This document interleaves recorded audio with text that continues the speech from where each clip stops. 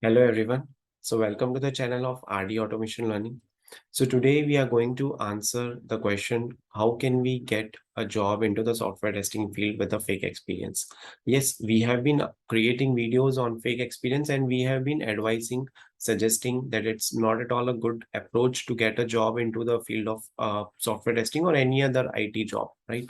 But many of the people have been sending us daily emails on this topic. How can they get a job with a fake experience? Whenever we conduct a live streams over there also, we are getting a lot of people who are asking this question. In the comments of the YouTube videos also, I'm getting questions with like how to get a job with a fake experience.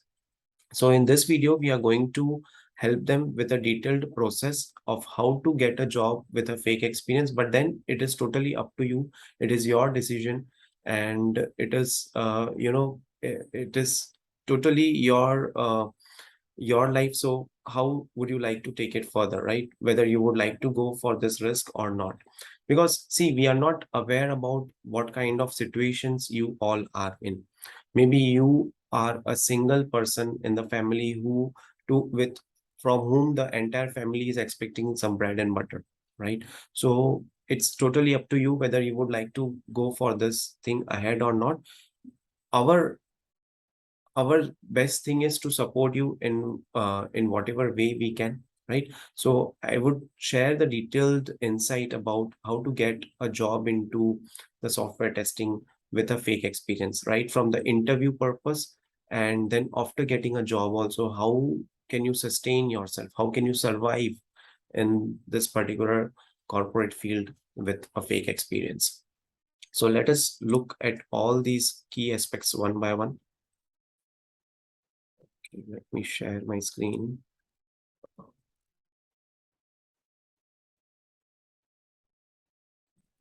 Okay, this one is there.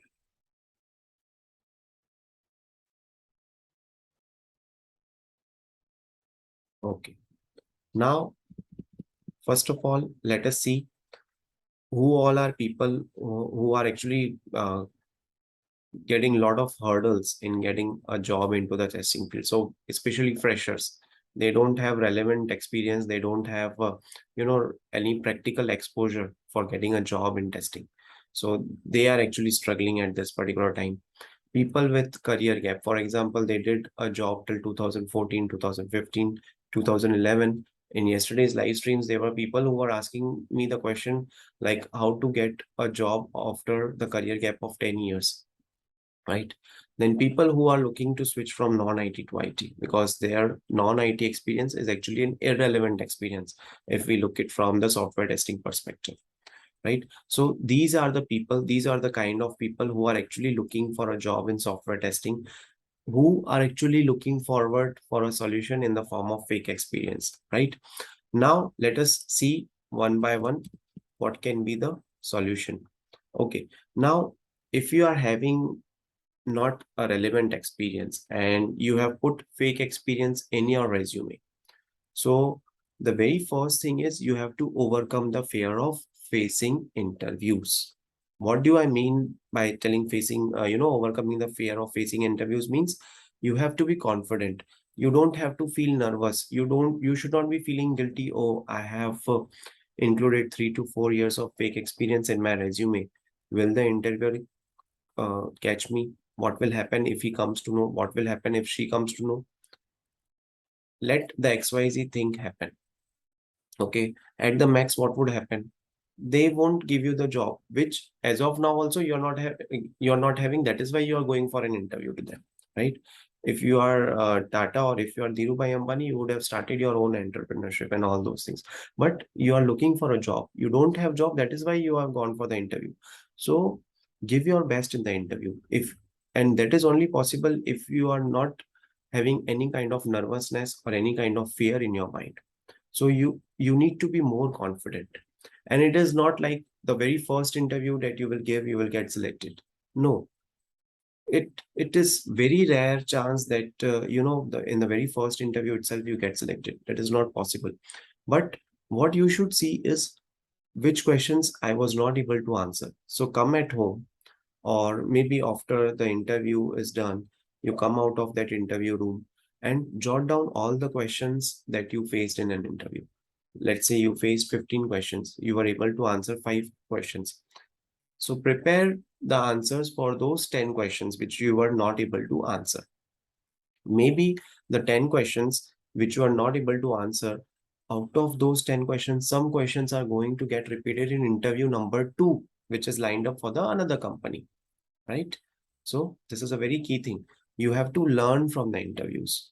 There should be a learning curve in the interviews, right? So don't expect to get a job at the very first round of interview.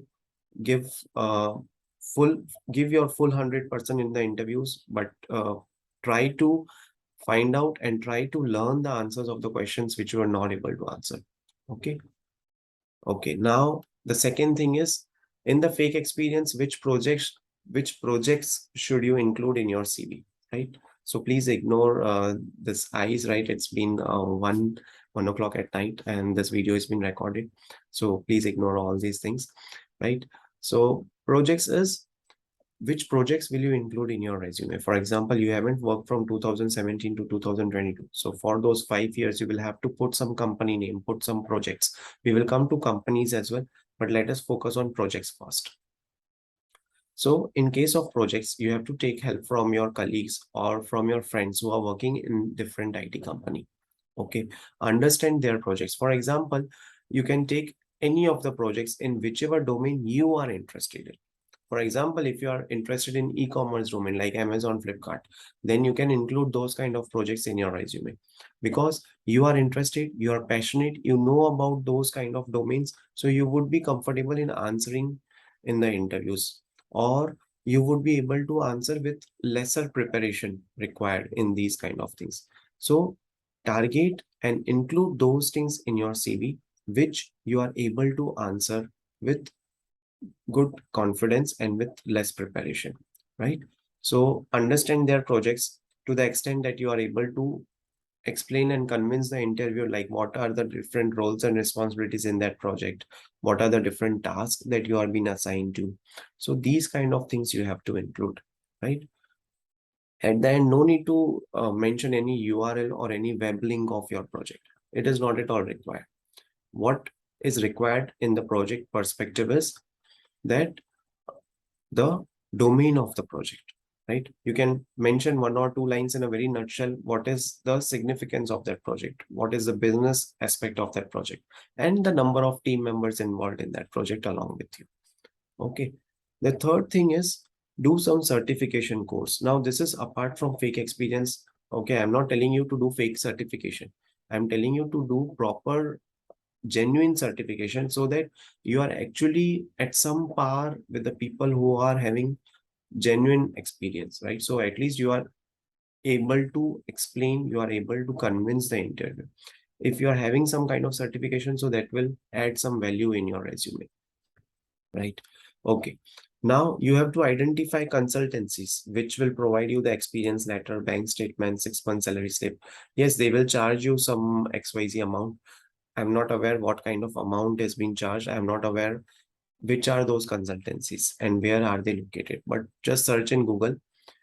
Google will help you with all these kind of things, right? You have to identify some small companies, some small consultancies who will provide you experience letter, who will deposit the salary in your account for 6 months so that you can get some bank statement according to that.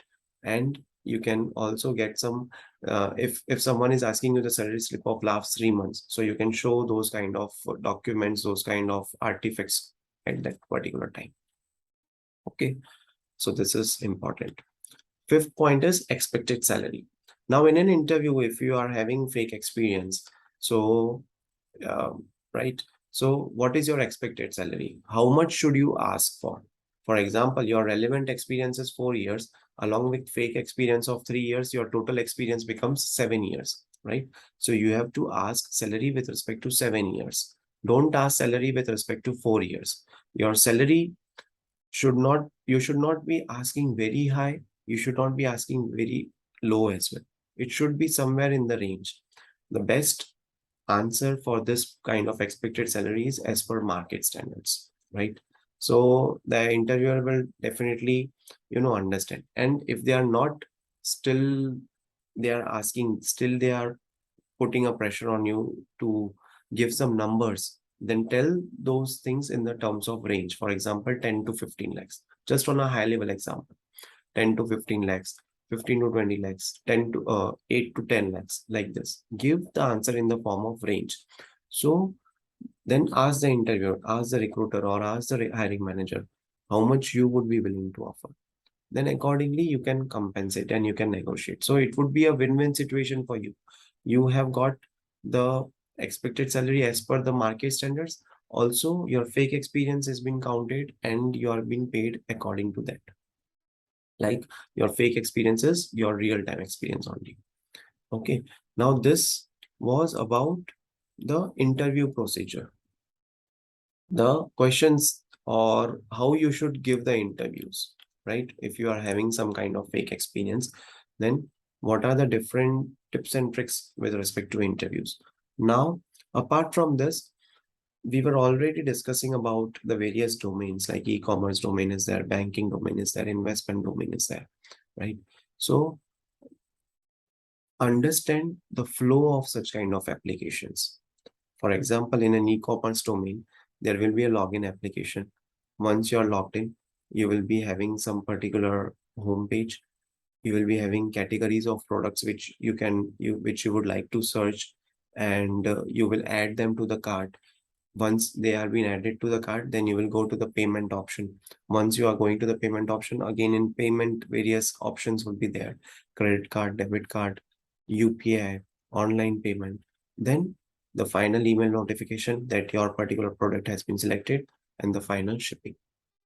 So understand this end-to-end flow in various domains of the project. E-commerce domain is there, investment banking, telecom domain is there, some insurance domain is there. So many aspects are there, so many domains are there. So understand how these domains are actually, working.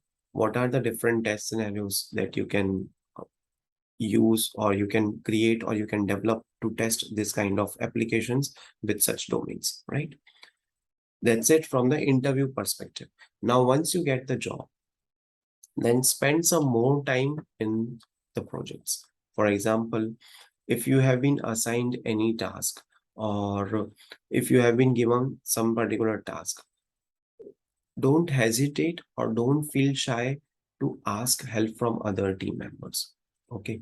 Generally, what would happen is, if even if you are having some kind of task, either it would be, if you are in manual testing, you would be assigned task of creating test cases, designing test cases, executing test cases.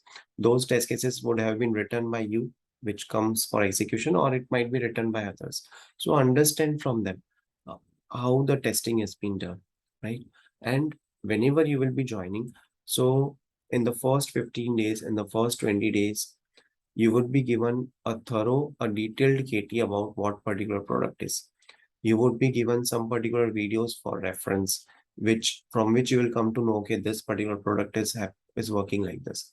So make sure that you invest your time, your quality time, in understanding these kind of applications, because the moment you have learned about the behavior, the moment you have learned about the flow of the application, you are the king of the market.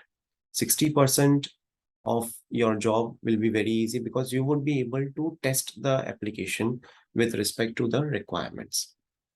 Okay. So understand that the flow of the application, if someone else from the team is giving you the KT, or if they have recorded some videos, and if they have given you the access of some particular application, maybe testing or maybe staging environment, then try to do some hands-on practice, hands-on experience on that particular application. Okay. So this would actually help you to gain more confidence on this kind of application, right? And let's say, even if your job timings are from, for example, 10:30 a.m. to 7:30 p.m. So come to the office at 9 a.m., learn about those applications, behaviors, flow of the application, or sit late till night and understand how are things working, right? This is how you would be able to understand about the application if you spend quality time in understanding it, right? So you will have to become very much familiar towards the application, towards the product, for which in future you would be responsible to do testing. Okay. The seventh point is search and get help from Google or YouTube as and when required. For example, if you're not able to understand any term or terminology or any tool that has been used by various testers over there, so search these particular things on Google and on YouTube. There is a lot of content that has been uploaded on manual testing, software testing, automation testing, whatnot. So you would get all the information from these particular sources online itself, right? Two things are there. Take help from the team members, right? But every time it is not advised to take help from them. If you are feeling that, you won't be getting positive response from your team members, then go to Google and YouTube. Okay. There is no harm in searching or surfing about the tools or terminologies that you are not aware about, and you will get all these informations from there, right? Then understand, learn, and implement how the others are working. Okay. Now, if you are new to the testing field and you have got a job with a fake experience, you are into a manual testing job. You don't know what is defect. How will you find the defect? So see how other people in the team are finding defects. Or you can go to the defect management tool and see what kind of defects have been logged by your team members. For example, if someone would have logged severity, higher severity issue, critical, blocker, showstopper, major. So see how those kind of defects have been logged. What kind of different fields are there, like steps to reproduce, attachments, how they are posting all those defects, how they are uh, maintaining all these things, how they are keeping track of all the defects which are going to come. Then you can also go through the test cases, which are the different test case designing techniques, what is the test case template that they have used. Like this, you have to get some information from them. Okay. And this is nothing like you will have to ask them, but you will come to know from the system itself. For example, if you have some common repository where you will be storing all your test cases or all these things related to testing. So you can go through those portals, platforms, and you can access all that information, right? Then you have to understand the key roles and dependencies. For example, what is the role or job of a business analyst or PO, dev team members, test lead, test managers? Talk to them, right? Discuss and collaborate things with them. If you would be having an introvert nature, if you will hesitate, if you will be scared to ask people or to talk to them, then that information is not going to come to you. So you will have to become extrovert. You will have to uh, come out of that comfort zone and ask questions to the people, in irrespective of whether that question is dumb or not. You have to ask the questions.